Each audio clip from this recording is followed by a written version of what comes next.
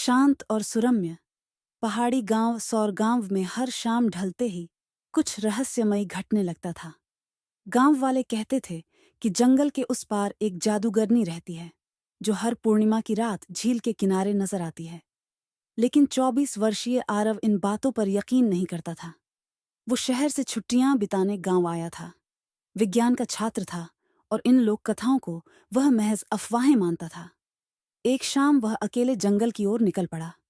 ठंडी हवा, पत्तों की सरसराहट और झील से आती मंद रोशनी ने माहौल को रहस्यमयी बना दिया था। तभी उसकी नजर एक लड़की पर पड़ी जो झील के किनारे खड़ी थी। लहराती काली जुल्फें, नीली साड़ी और गहरे काजल वाली आंखें, वो बिल्कुल किसी परिकथा की परी जैसी लग रही थी। तुम यहां अकेली? आरव ने साहस करके पूछा। लड़की मुस्कुराई। तुम भी तो अकेले हो। मैं आरव हूं। तुम? निशा। निशा की आवाज में अजीब सी कशिश थी। आरव उसके पास बैठ गया। दोनों ने झील के पानी में पड़ती चांदनी को निहारा। निशा की बातें जादू जैसी थीं, हर शब्द जैसे आरव के दिल को छू रहा था। अगले कुछ दिनों तक आरव रोज उसी जगह आता और निशा से मिलता। उसे निशा से मिलने का इंतजार रहता, लेकिन हर बार निशा सिर्फ चांद निकलने के बाद ही आती और चांद ढलते ही गायब हो जाती। तुम दिन में क्यों नहीं मिलती? आरव ने एक रात पूछा। निशा ने हल्की मुस्कान के साथ कहा, मैं रात की रहनुमा हूं, दिन की नहीं। आरव हंस पड़ा। क्या तुम भी कोई जादूगरनी हो? निशा की आंखों में चमक आ गई, लेकिन उसने जवाब नहीं दिया। वो बस झील की ओर देखने लगी। एक दिन गांव के बुजुर्ग ने आरव को चेताया, उस झील के पास मत जाया कर बेटा, वहां एक जादूगरनी रहती है। 100 साल पहले उसने अपने प्रेमी की प्रतीक्षा में खुद को झील में डुबो दिया था। तब से वो आत्मा बनकर वहां आती है।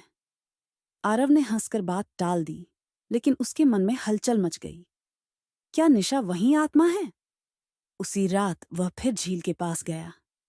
निशा पहले की तरह खूबसूरत लग रही थी, लेकिन उस रात कुछ अलग था।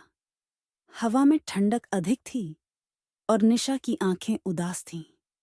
आरव, निशा ने कहा, अगर मैं तुमसे कुछ छुपा रही हूं तो क्या तुम माफ करोगे?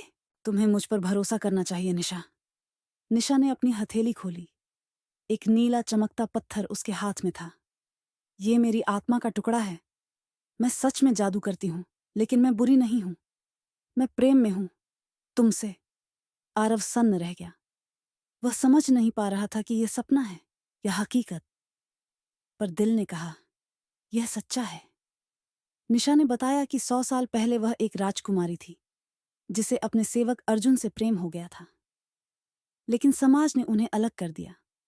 अर्जुन की मृत्यु के बाद उसने आत्महत्या कर ली और अब उसकी आत्मा हर 100 साल में पुनर्जन्म पाती है, केवल अपने प्रेमी को फिर से खोजने के लिए। क्या तुम अर्जुन हो? निशा ने आरव से पूछा। आरव को कुछ